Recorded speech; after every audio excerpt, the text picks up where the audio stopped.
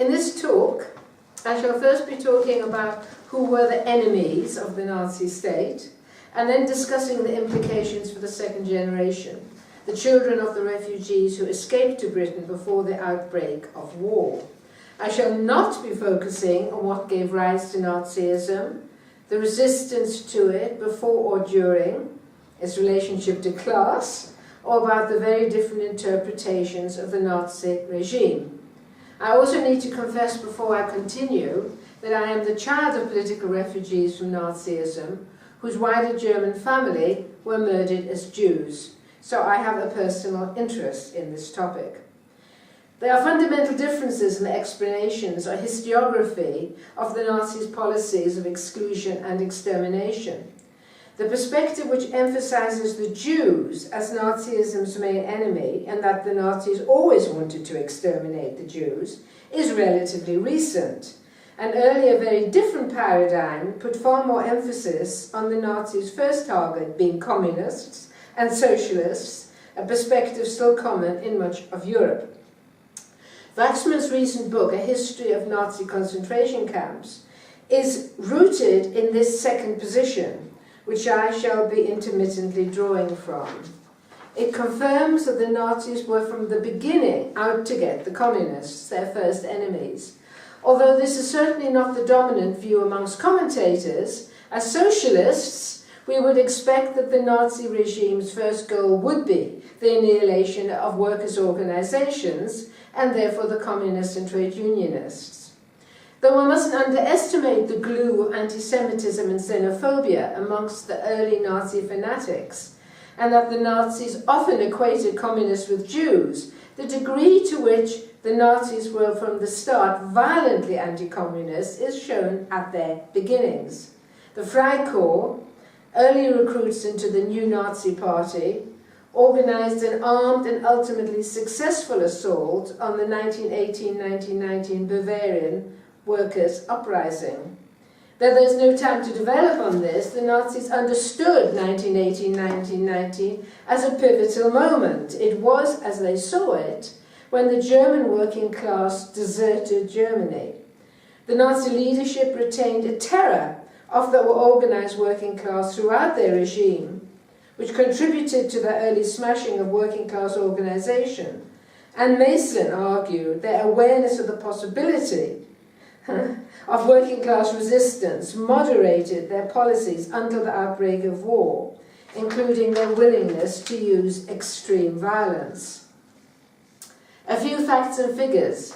On the night of the Reichstag fire in February 1933, the SA and the police rounded up and detained hundreds of leading communists. Within days, 5,000 communists were arrested, and the German Communist Party was banned. In March and April alone, 40 to 50,000 political opponents were taken into protective custody.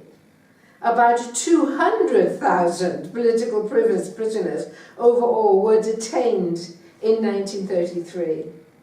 In June, the Nazis banned the German Social Democrats, the biggest opposition party, and the trade unions. The SA and then the SS trashed town halls, publishing houses, party and union offices, and hunted down not just members of the KPD, but members of organizations the KPD were associated with, in sports clubs, artistic and literary circles, humanist groups, etc. In a way which we aren't familiar with, the Communist Party was at the center of a spider's web of working class activities. The Nazis' first act was to smash the organizations of the working class, declared to be the principal enemy of the new Germany, and to eliminate its leaders. The fights between the communists and the Nazis were also personal. I interviewed 3 German communists who had organized against the Nazis, and they all said that for many years before 1933, there had been regular local battles between the Red Front, often but not always KPD, and SA thugs. After the Reichstag fire, the SA were out for revenge, personal revenge. The KPD had also left itself open to slaughter. I mean, this is stuff we know, but again, this isn't the place to go into the implications of the third period, but the KPD leadership had totally underestimated the Nazis. They failed to take anti-Nazi work seriously till too late. They saw the Social Democrats as attempting to replace them as the main organisers for the German working class, therefore the main enemy. After Hitler became Chancellor in January 1933, the KPD leadership, unlike some in the rank and file, failed to understand the threat to their organisation and members. Even after the Nazis were elected in March, the KPD leadership, for example, in Norsky, was arguing after them, that's the Nazis, us. Communists were there for the picking. The first camps such as Dachau were constructed for communist prisoners, where hundreds lost their lives just in 1933. Communists still accounted for about 80% of camp inmates in 1934, and were the main focus for the sweeps of 1935. In 1936, about 3,700 of the 4,700 concentration camp inmates were political prisoners. Any communist still in Germany got picked up in 1938, when political prisoners still formed the majority of camp inmates. Once war broke out, communist agitators were singled out for eradication. When the Nazis first experimented with Zyklon B in Auschwitz in 1941, the first prisoners they experimented on were the Soviet POWs. Some of the first to be systematically gassed were the political prisoners from across Europe, especially those they had picked up in France who had fought in the Spanish Civil War. The hatred of the Nazis towards communists was so overwhelming that Soviet POWs were the only nationality in the camps that the Nazis didn't subdivide and subdivide Jews separately. Other groups were also targeted as enemies before the outbreak of war and sent to the camps. The Jehovah's Witnesses, homosexuals, Roma, the mental defectives, all this in quotes. Anyone categorized as Slav, such as the Poles, and of course Jews, who I'll be coming on to. One category who often get ignored are the asocials, seen as degenerates, the immoral, criminals, and especially heinous, the jobless. By the end of 1938, asocials formed the largest group in the camps. The fate of the asocials highlights the degree to which the Nazi priority needs to be understood as economic, as well as, or even as opposed to, ideological. The camps were now seen as a separate economy, using slave labour, there to make money, and increasingly to contribute to Germany's war economy. If the asocials were non-productive, they were killed. As Waxman puts it, economics and extermination were understood as two sides of one coin. Between 1938 and 1945, camp prisoners were used in many of Germany's commanding industries. Most famous is the Farben site attached to Auschwitz, but there was also cooperation with BMW and VW, amongst others. Towards the end of the war, camp labour was used to build missiles, including the V-2s. The original supply of slave labourers were the tens of thousands of Russian POWs, and as Slavs as well as communists, they were doubly subhumans. In practice, they contributed little and were almost all worked to death. Although Auschwitz is seen as the heart of the Nazi killing machine, its function was as much economic. It was the subhuman Jews who were seen as the Soviets' natural replacement. There are diverse meanings of Jewishness, which I'm also not going into, so please forgive me if I use the shorthand of the word Jew. I'm not going to rehearse here the different explanations for the mass murder of the Jews, but if the death camps were not inevitable, why did the Nazis decide to exterminate the Jews? The chronology provides some clues. There is no doubting the visceral anti-Semitism of some leading hardcore Nazis such as Hitler and Goebbels, and many of the SS commandants, which included an acceptance of a deliberate murder. But Waxman convincingly argues that there were many escalating stages in anti-Semitic practices before state genocide started, but that these stages were not a part of a Nazi master plan ending in final extermination. From 1933, legislative discrimination against Jews in Germany meant Jews lost their rights and their assets but not generally their lives. Although the Kristallnacht pogrom of 1938 marks the beginning of a more systematic persecution of Jews, the policy was not to exterminate, but rather to severely limit their rights and encourage Jews to leave Germany, though Jews had to have a clean political record and agree to relinquish all rights to their property before being allowed out.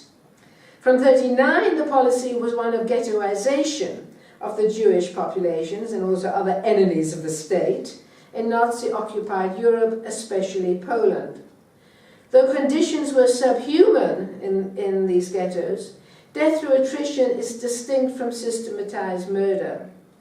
Up till the outbreak of war, Jews who were already in the camps were still generally given the option of leaving Germany, if they could afford to and could find somewhere to take them.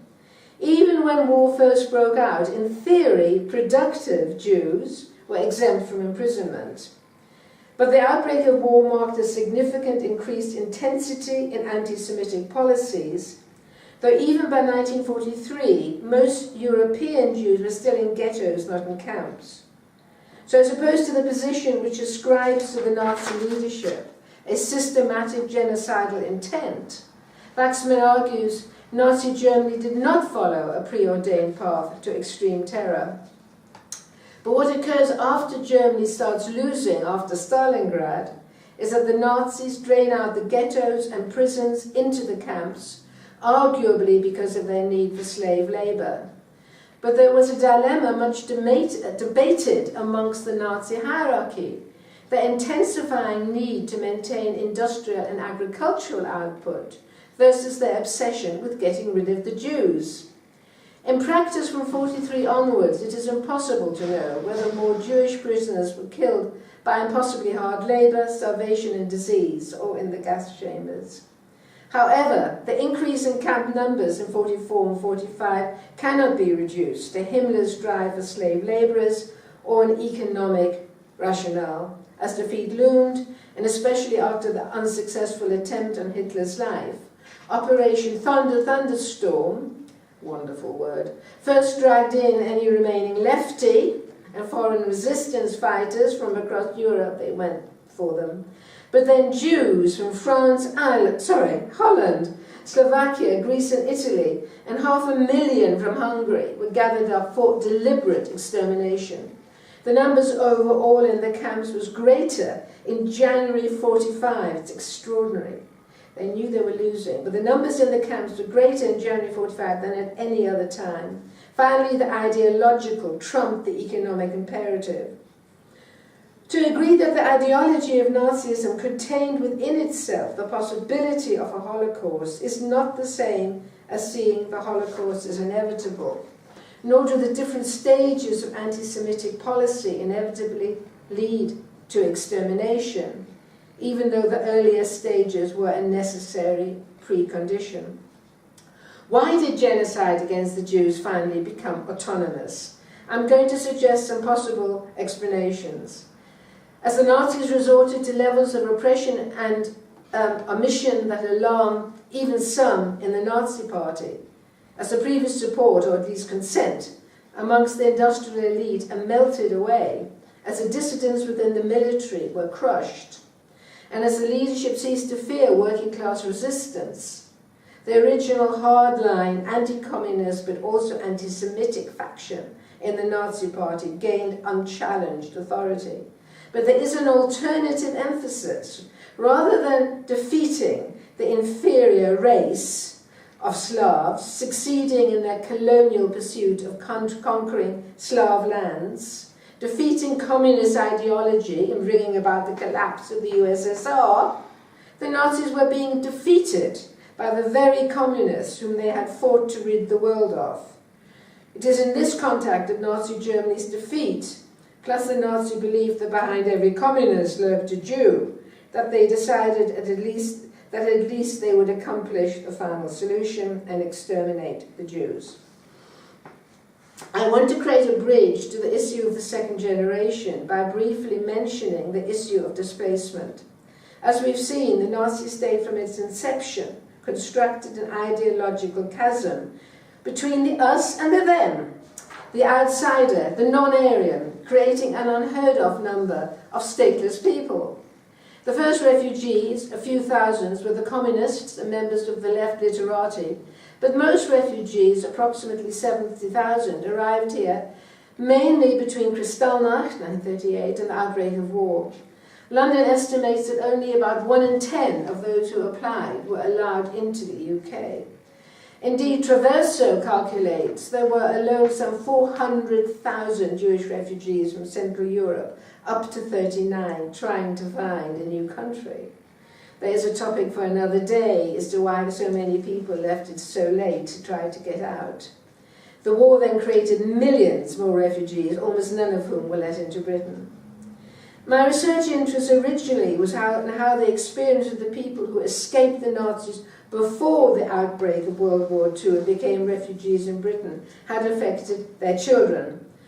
The common perception is that refugees from Nazism arrived in Britain because they were fleeing anti-Semitism. What I found was that although most of their parents were in one sense or another Jewish, the parents had mostly also been political.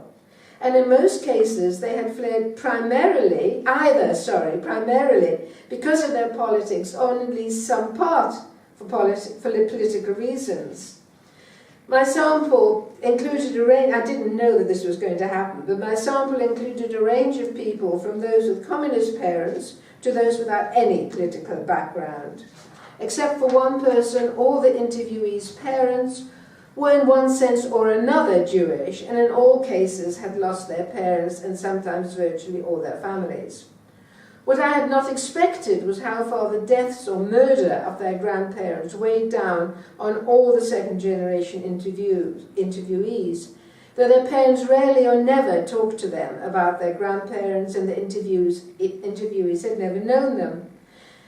As Peter typically stated, he could not tell me one story about his grandparents, adding, when one's grandparents have been murdered, their absence can become overwhelming. I couldn't say why my strength of identification with that fact, that my grandparents were murdered, was so strong, but it was. This theme ran through almost all the interviews, irrespective of political or religious identification. There were many other similarities which I don't have time to develop, but to mention a few quickly. This is a group, although born here, who did not generally identify themselves as British. Most of the interviewees saw themselves in one form or another as outsiders, and had done so for all their lives. Another similarity is that parents, whether political or not, did not talk much or at all to their children about what had happened to their murdered kin, or about their lives before arriving in Britain. All the interviewees talked to the silence of their parents about the past. Again, the level of anxiety expressed by the interviewees in different forms was also uniformly high. Almost all of the second generation, whatever their political or religious background, continued to feel burdened by the ghosts of the past. There is, however, a crucial distinction here between the interviewees who presented themselves and their parents as victims because they had fled and been persecuted for what they were, or anyway were seen as being, and on the other hand, those whose parents were persecuted for what they had actually chosen to do. The issue of victimhood in relation to parents is complex. At least at one level, our parents were in reality the victims of Nazism. But here the meaning is the adoption of victimhood as part of who one feels one is, as an internal state of being. There was a notable absence of pride in refugee parents by the second generation, despite parents having had enough awareness and the courage to become exiles. Kellerman suggests that the children of Holocaust survivors, a group often compared with the children of Holocaust victims, present patterns of difficulties, including impaired self-esteem, with persistent identity problems, and an over-identification with parents' victim status.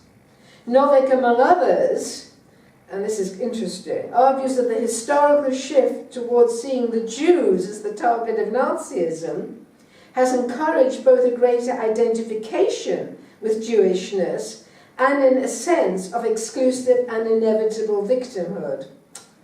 The historiography of the Holocaust is not just an academic exercise.